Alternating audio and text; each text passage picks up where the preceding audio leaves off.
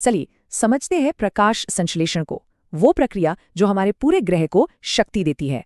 हम जो भी सांस लेते हैं और जो खाना हम खाते हैं, ये सब कुछ बस एक ही पुरानी बायोलॉजिकल प्रक्रिया की वजह से मुमकिन है।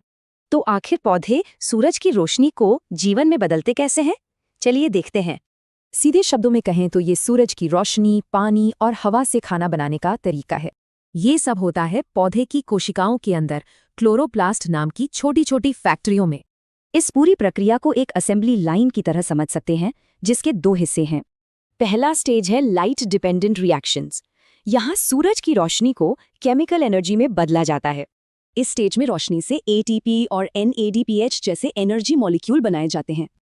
अब आता है दूसरा स्टेज, केल्विन साइकिल। इसमें उस एनर्जी से CO2 को शुगर में बदला जाता है।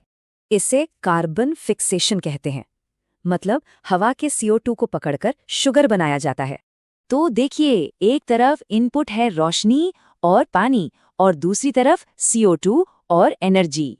तो कुल मिलाकर समीकरण ये है, 6 CO2 और 6 H2O मिलकर बनाते हैं ग्लूकोज और 6 ऑक्सीजन। सोचिए, इसी एक प्रोसेस की वजह से हमारे वायुमंडल में ऑक्सीजन है और पूरी फूड वेब चलती है। लेकिन इतनी जरूरी होने के बावजूद इस प्रोसेस में एक बड़ी कमी है। ज्यादातर फसलें सूरज की सिर्फ 1 से 2% रोशनी को ही असल में इस्तेमाल कर पाती है। इसकी एक बड़ी वजह है रुबिस्को एंजाइम, जो CO2 की जगह कभी कभी ऑक्सीजन पकड़ लेता है।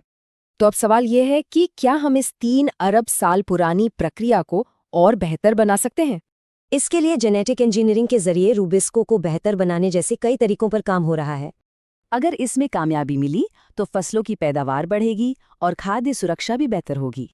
तो क्या एक नए डिजाइन का पौधा हमारी भविष्य की खाने और ऊर्जा की जरूरतें पूरी कर सकता है?